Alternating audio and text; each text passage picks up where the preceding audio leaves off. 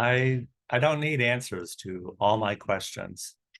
John Meacham recently said God's message plays out in both the gospel and in the history of the world.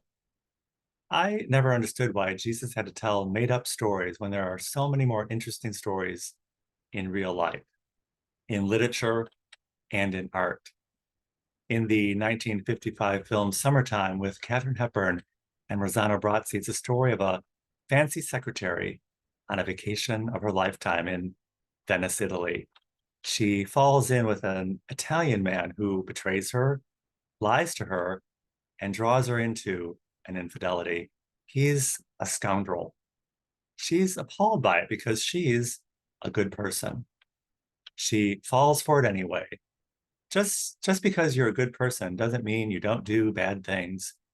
And just because you do bad things, it doesn't make you a bad person, even when you're appalled by it. Sometimes you just need to let love enter in. Welcome. Welcome to Sunday Coffee Hour. I'm Stanley Smith. At Sunday Coffee Hour, we talk about everything and nothing.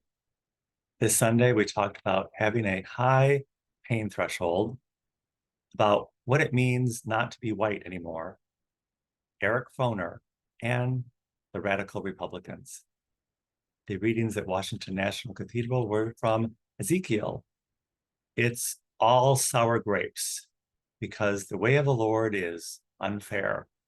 It's my way or the highway.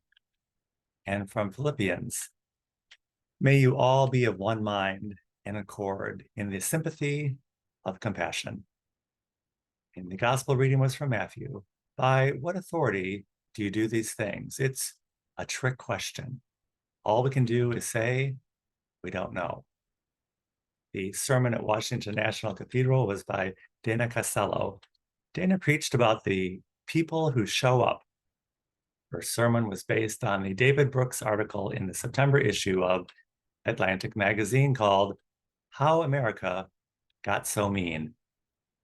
Mr. Brooks says that character doesn't seem to matter anymore. The institutions who advanced every moral and social principle in the past no longer hold sway over the collective imagination. We hear a lot about how bad we all are, but most of us bad people still adhere to the traditional morals and values that were the values that have been really under assault for some time now. And the people who show up are the people who've advanced everything that is good in the world. And they're also the people who are blamed for everything that's going wrong. At St. James, the sermon was by Stephen Balke. Stephen said Jesus was a wily guy. He knew how to answer a trick question. He doesn't fall for the trick. He turns it around on us to make us look bad. He's a scoundrel completely.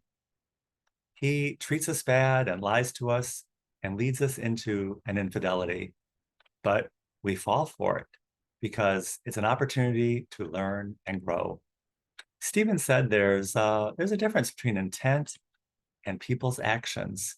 We don't always know someone's intent, but we see the results of people's actions and we think we know what the intent is. But this is not often so.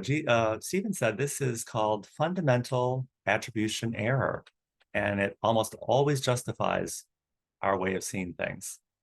Fundamental attribution error or correspondence bias means we equate someone's actions with what kind of person they are, instead of within the context of the situation.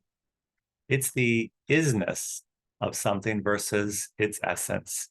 We live in a time when everything is reduced to what it is, and the essence is being squeezed out of everything. You can be a good person if you happen to believe whatever is fashionable at any given moment. But if you're smart like Jesus, you won't fall for the trick. I attended a pig roast and square dance last Saturday for the American Orthodox Church. They had a square dance instructor who explained that in square dance, there's the patter and the sing-along. In the Orthodox Church, they have the concept of the essence and the form. Sometimes you need to assert your will, and other times you just need to follow along. There was a short worship service before dinner, and they prayed that our evening and afternoon uh, unfold without sin entering in. And they also asked for God to correct our wrong thinking. I told the priest later that I was on the lookout for the sin entering in part because I didn't want to miss it. I uh, I heard that as both an admonishment and a challenge. People love to quote David Brooks because he's a conservative writer who beats up on other conservatives. Nobody ever thinks he's actually talking about them. In William James' analysis of the healthy mind, he said, we know that evil exists because even in our happiest moments, doubt and fear enter in. William James was the brother of Henry James. He was something of a theological psychologist. He said we make the mistake of trying to fight evil because it's best overcome. It's like having a dinner party and realizing you've left the vacuum cleaner out. Instead of drawing attention to it and making a big fuss, it's best to just enjoy the party with your guests and take care of the vacuum cleaner later. William James said that we can do good, but that doesn't mean we are good. It's a fatal mistake to assume that we are and use it to validate everything we do as good by association. We can stand up to evil, but not fighting back tells evil there's something greater standing behind us. In a 20-part series on the varieties of religious experiences by William James, it's an exhaustive overview of philosophy, religion, psychopathy, and sexuality that exemplify our earthly existence. In the novels of his brother Henry James, we can read between the lines every manner of perversion, folly, and foible of human nature. It's all going on in there, but it's woven together with grace, style, and charm. We're not here to fight evil, we're here to overcome it. We don't need to be a doormat for evil because we're a doormat for love. And it's always entering in, no matter how appalling, threatening, or challenging it might seem. If you would like to join us at Sunday Coffee Hour is every Sunday at 12 noon Central Time on Zoom.